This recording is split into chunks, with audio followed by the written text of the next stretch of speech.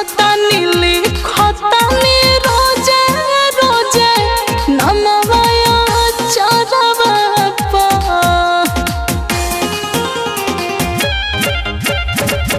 जी खतानी लिखतानी रोजे रोजे नमवाया चरवा पा मैं जी अब नहीं जनुआ के बिना मिले जाए देखा बड़वा पा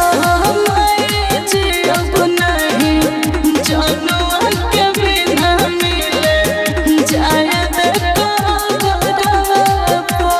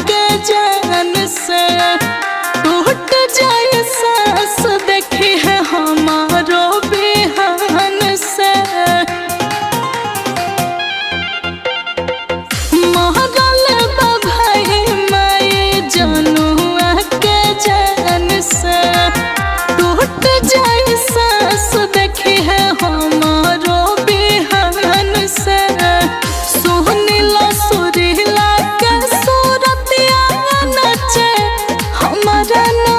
जा रहा